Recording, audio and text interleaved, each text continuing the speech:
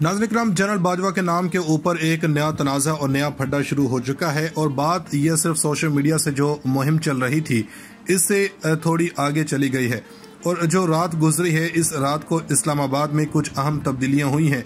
एक बात याद रखें कि तब्दीलियां आपने कर ली हैं मगर इन तब्दीलियों से थोड़े से मामलात आगे होंगे। इस्लामाबाद में सबकी दौड़ें लग गई हैं क्योंकि एक प्रेशर आया है जिसको वक्ती तौर पर आपने काउंटर कर लिया मगर मुस्तकबिल में यह हमारे लिए नुकसानदा हो सकता है इसका पाकिस्तान को उल्टा नुकसान हो। कभी कभार कोई आपको छेड़ रहा होता मगर आप जवाब नहीं देते, जिसके बाद वो छोड़ देता है। मगर कोई आपको छेड़ रहा हो और आप इसको जवाब दें तो आप समझ लें कि वो आपकी नब्ज पर सवार हो चुका है। इसका मतलब यह है कि वो शख्स आपको तंग करने में कामयाब हो गया। कुछ ऐसा ही कनाडा की पार्लियामेंट में पाकिस्तान के आर्मी चीफ के बारे में बात की है।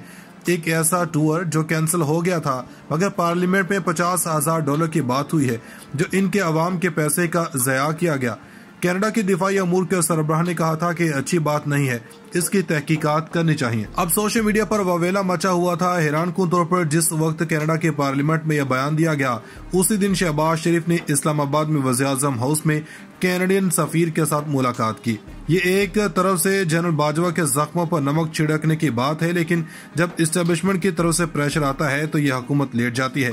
जनरल बाजवा के मुतालिक किसी चीज को नहीं उठाया गया, जिसके बाद बाजवा ने महसूस किया, जिसके बाद हुकूमत प्रेशर डाला गया और शहबाज शरीफ की हुकूमत नहीं सह पाई और रात को बिलाकर वो कदम उठा लिया और पाकिस्तान के दफ्तर खारजा ने इस बात की तस्दीक कर दी। आसिम इफ्तिखार साहब ने कहा कि रात को पाकिस्तान ने कनाडा की पाकिस्तान के अंदर हाई कमिश्नर को तलब करके इनसे ये पूछा गया कि आखिर इस बयान का मकसद क्या है और इसके बाद पाकिस्तान ने इनसे शदीद एहतजाज रिकॉर्ड करवाया।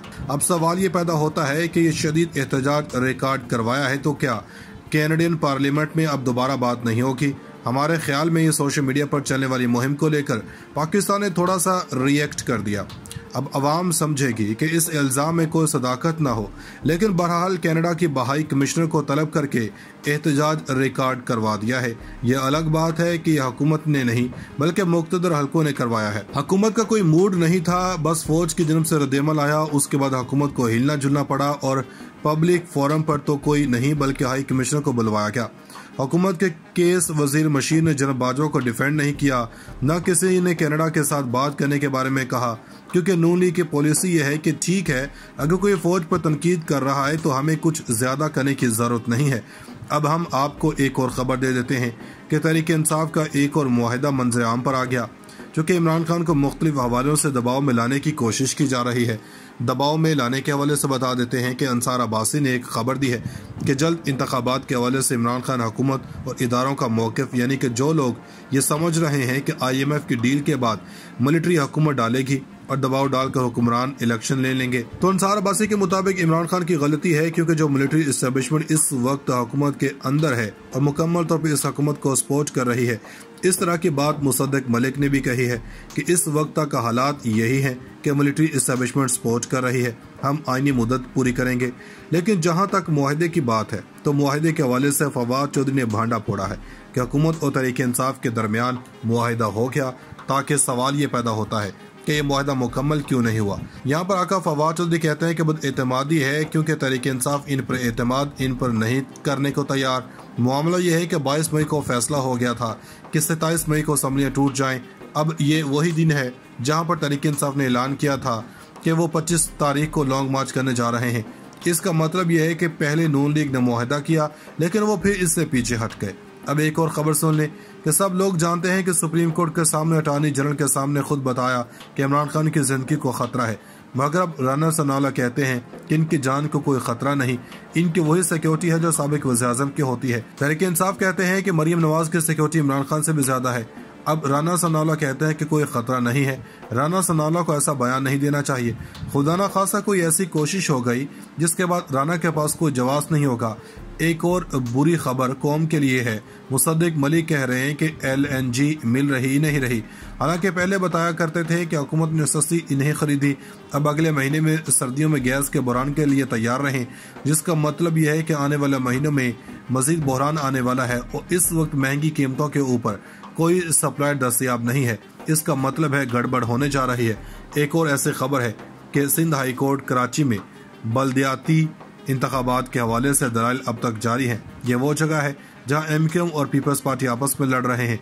मिक्स अचार कराची में चलता हुआ नजर नहीं आ रहा। हुकूमत का कोई मूड नहीं था, बस फौज की जन्म से रद्देमल आया। उसके बाद हुकूमत को हिलना जुलना पड़ा और पब्लिक फोरम पर तो कोई नहीं बल्कि हाई कमिश्नर को बुलवाया गया। हुकूमत के केस वजीर मशीर ने जनरल बाजवा को डिफेंड नहीं किया, न किसी ने कनाडा के साथ बात करने के बारे में कहा, क्योंकि नून लीग की पॉलिसी यह है कि ठीक है, अगर कोई फौज पर तनकीद कर रहा है तो हमें कुछ ज्यादा करने की जरूरत नहीं है। अब हम आपको एक और खबर दे देते हैं कि तहरीक इंसाफ का एक और मुआहिदा मंजर आम पर आ गया, जो कि इमरान खान को मुख्तलिफ हवालों से दबाव में लाने की कोशिश की जा रही है। दबाव में लाने के हवाले से बता देते हैं कि अंसार अब्बासी ने एक खबर दी है कि जल्द इंतखाबात के हवाले से इमरान खान हुकूमत और इदारों का मौक़िफ़, यानी कि जो लोग ये समझ रहे हैं कि IMF की डील के बाद मिलिट्री हुकूमत डालेगी और दबाव डालकर हुक्मरान इलेक्शन ले लेंगे, तो अंसार अब्बासी के मुताबिक इमरान खान की गलती है, क्योंकि जो मिलिट्री इस्टेब्लिशमेंट इस वक्त हुकूमत के अंदर है और मुकम्मल तौर पर इस हुकूमत को सपोर्ट कर रही है। इस तरह की बात मुसद्दिक मलिक ने भी कही है कि इस वक्त तक का हालात यही है कि मिलिट्री इस्टेब्लिशमेंट सपोर्ट कर रही है, हम आईनी मुद्दत पूरी करेंगे। लेकिन जहां तक मुआहदे की बात है तो मुआहदे के हवाले से फवाद चौधरी ने भांडा फोड़ा है कि हुकूमत और तहरीक इंसाफ के दरमियान मुआहदा हो गया, ताकि सवाल ये पैदा होता है कि ये मुआहदा मुकम्मल क्यों नहीं हुआ। यहाँ पर आका फवाद चौधरी कहते हैं कि बदएतमादी है, क्योंकि तहरीक इंसाफ इन पर एतमाद इन पर नहीं करने को तैयार। मामला यह है कि 22 मई को फैसला हो गया था कि 27 मई को असम्बलियाँ टूट जाएं। अब ये वही दिन है जहाँ पर तहरीक इंसाफ ने ऐलान किया था कि वो 25 तारीख को लॉन्ग मार्च करने जा रहे हैं। इसका मतलब यह है कि पहले नून लीग ने मुआहदा किया, लेकिन वो फिर इससे पीछे हट गए। अब एक और खबर सुन लें कि सब लोग जानते हैं कि सुप्रीम कोर्ट के सामने अटॉर्नी जनरल के सामने खुद बताया कि इमरान खान की जिंदगी को खतरा है, मगर अब राना सनाउल्लाह कहते हैं कि इनकी जान को कोई खतरा नहीं, इनकी वही सिक्योरिटी है जो साबिक वज़ीर-ए-आज़म की होती है। तहरीक इंसाफ कहते हैं कि मरियम नवाज की सिक्योरिटी इमरान खान से भी ज्यादा है। अब राना सनाउल्लाह कहते हैं कि कोई खतरा नहीं है। राना सनाउल्लाह को ऐसा बयान नहीं देना चाहिए। खुदा ना खासा कोई ऐसी कोशिश हो गई जिसके बाद राना के पास कोई जवाब नहीं होगा। एक और बुरी खबर कौम के लिए है। मुसद्दिक मलिक कह रहे हैं कि LNG मिल रही ही नहीं रही। हालांकि पहले बताया करते थे कि हुकूमत ने सस्ती नहीं खरीदी। अब अगले महीने में सर्दियों में गैस के बहरान के लिए तैयार रहें, जिसका मतलब यह है कि आने वाले महीनों में मजीद बहरान आने वाला है और इस वक्त महंगी कीमतों के ऊपर कोई सप्लाई दस्तयाब नहीं है। इसका मतलब है गड़बड़ होने जा रही है। एक और ऐसी खबर है कि सिंध हाई कोर्ट कराची में बल्दियाती इंतखाबात के हवाले से दलाइल अब तक जारी हैं। ये वो जगह है जहां MQM और पीपल्स पार्टी आपस में लड़ रहे हैं। मिक्स अचार कराची में चलता हुआ नजर नहीं आ रहा।